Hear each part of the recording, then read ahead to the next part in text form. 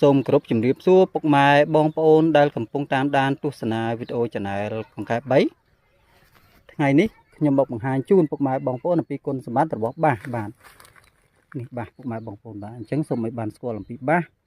ឲ្យច្បាស់បាទដោយសារតែបងប្អូនបានស្គាល់ទៅហើយក៏មានបងប្អូនដែលមិនទាន់បានស្គាល់ដូចគ្នាដែរបាទនេះជាត្រួយបាសបាទបែបនេះបាទ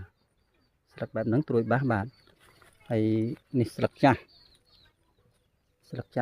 បាទនេះខាងក្រោមស្លឹកខាងលើស្លឹកហើយផ្កាបាទពុកម៉ែបងប្អូននេះផ្កាបាសដើមនេះមានទាំងផ្កាមានទាំងក្តាប់ផ្លែទូចផ្លែធំបាទនេះបាទនេះក្តាប់ហើយអត់មានផ្លែទុំមានផ្លែធំបែបនេះបាទអញ្ចឹងបញ្ជាក់ជូនពុកម៉ែបងប្អូនថាបាសពីដើមឡើយមកចាស់គាត់ចូលចិត្តបេះត្រួយបេះស្លឹកយកទៅធ្វើជាបន្លែស្លប្រហើស្លកកូអញ្ចឹងទៅ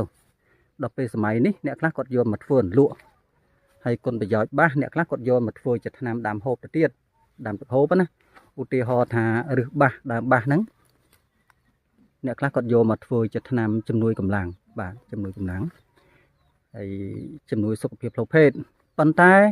នៅពេលដែលការតាមដានទៅលើអ្នកប្រើប្រាស់ដើមបាសឬបាសហ្នឹងទៅឃើញតែមានភាពប្រសើរគួរសមមែនបាទដូចជាធ្វើឲ្យសម្រានលក់ស្រួលមានកម្លាំងហើយសម្រាប់អ្នកដែលមានបញ្ហាក្តៅសាច់ជាប្រចាំអីហ្នឹងនៅពេលដែលបានប្រើប្រាស់បាសនេះទៅធ្វើឲ្យសាច់ត្រជាក់បាទសម្រាប់អ្នកដែលមានបញ្ហាបាទហើយមួយទៀតបាសនេះយើងអាចមានគុណប្រយោជន៍ច្រើនទៀតបាទដូចជាអ្នកខ្វះគ្រាប់ឈាមអីហ្នឹងពេលប្រើប្រាស់ទៅមានគ្រាប់ឈាមល្អប្រសើរដូចគ្នាដែរបាទអញ្ចឹងបានន័យថាបាសធ្វើជាបន្លែហូបបាន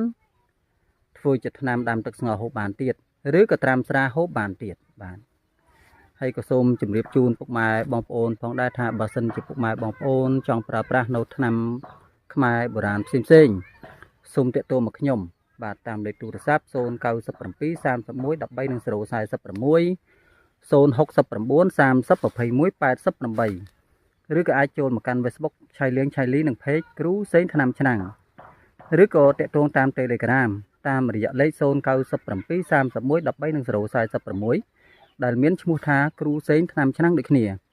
ហើយកុំភ្លេចពុកម៉ែបងប្អូនសូមជួយចុច Subscribe ទៅលើ Channel YouTube របស់ខ្ញុំម្នាក់មួយផងដើម្បីទទួលបានវីដេអូថ្មីមុនគេបាទហើយក៏សូមអរគុណចំពោះពុកម៉ែបងប្អូនដែលខំចំណាយពេលវេលាក្នុងការតាមដានទស្សនាវីដេអូរបស់ខ្ញុំសូមជូនពរពុកម៉ែបងប្អូនមានសំណាងល្អមានសុខភាពល្អរកស៊ីមានបាននិងអាយុវែងយូរបាទសូមអរគុណ